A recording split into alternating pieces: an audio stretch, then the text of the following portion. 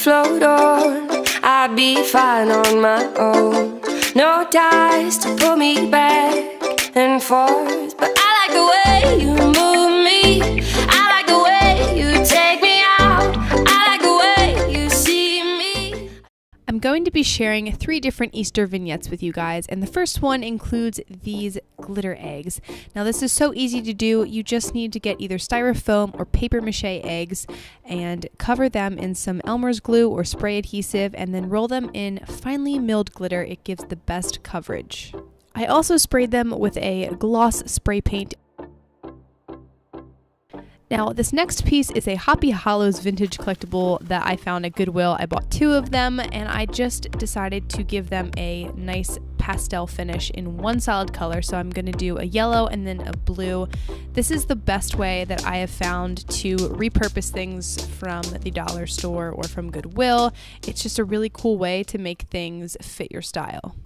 I highly encourage you guys to check out thrift stores before doing a DIY project, because I only paid $1 for all of these planters and little tiny dishes, and all you have to do is give them a quick coat of spray paint. My favorite is the Rust-Oleum primer and paint in one. It was amazing. It covered it perfectly. You can find pretty inexpensive succulents at Home Depot, and I picked up a couple different ones to just use inside of the planters. Adding some real live vegetation is perfect to not only enhance the mood, but it's really good for air quality, and it's a great way to mix in natural elements to your space. Now, I picked up this paper mache bunny at Joann Fabrics for about $2, and I'm going to also give him a quick coat of spray paint. This is the metallic spray paint from Krylon. It is called Mirror Look. It is awesome. It gives it that galvanized metal look, which is super, super in right now. So you guys know I'm not one for a lot of color, but on Easter I will make an exception. So I purchased the larger metallic eggs from Marshalls or Home Goods, and then actually did the glitter eggs with the same technique that I showed you in the beginning. Those are plastic eggs that I covered, and then I added some fake cherry blossom trees to also add some height to the scene.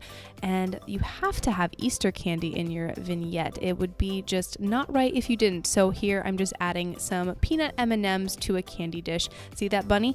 I got him at Goodwill and spray painted him. Now I know that the Easter colors are not going to fit everybody's decor, so that's why I like to keep the color scheme muted. But if pastels are really not your thing, you guys can always do this in your home's color scheme. You don't have to do the pink, the blue, the green. Do whatever works for your home and your taste.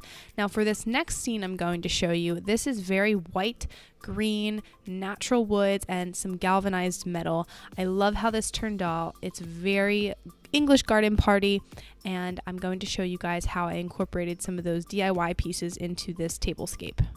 So we have the galvanized bunny that we spray painted, as well as some of those eggs and the Goodwill bunnies that we put the succulents in, along with some different plants. And how much do those look like bunny ears? Those plants are perfect for Easter.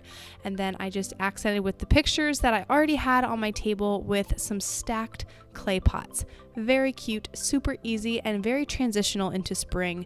Want to give a real quick tip when painting over plastic eggs. You need a paint that will adhere to plastic, or you need to use a primer for plastic. I used a couple different paints, and the textured paints worked really well, as well as the glue and glitter technique. I recommend those the most, but if you want to try and actually hand paint them, good luck. It is a tedious task. I recommend sticking them on a toothpick and a piece of foam to keep them upright. But that was my English garden party vignette, and now I'm going to teach you how to make a cute candy bar.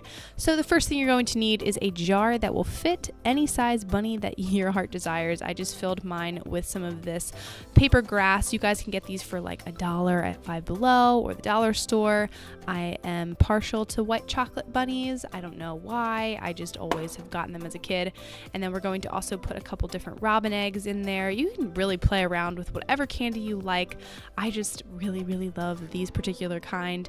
And then the next thing we're going to do is have some variegated glass jars. You guys can get these at TJ Maxx, Home Goods, and then again, pick your favorite candies. I happen to love robin eggs. I know not everybody likes them, but they're one of my favorites.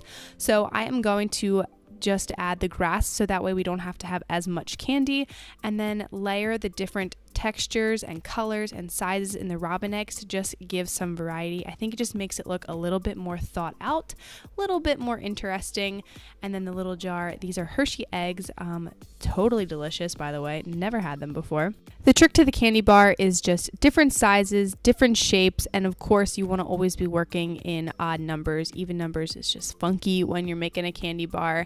Height is also a really great way to kind of make it interesting, but I'm going to put this up on our foyer table upstairs, and that way when people come into our home, they have a nice little Easter treat that they can have. And I just put it on a brass dish. You can use a tray, you could use a cake stand, and I also had filled a hurricane glass with those DIY glitter eggs for our candles. But that's it. It's super simple to make very inexpensive Easter decorations. If you guys liked this video, please give it a thumbs up and don't forget to subscribe and follow along on social media, where I give you guys some more behind the scenes decor tips on my Instagram and my Snapchat. I hope you guys are doing well, and if you want more DIY videos, please let me know in the comments below, and I will see you in the next one. Bye.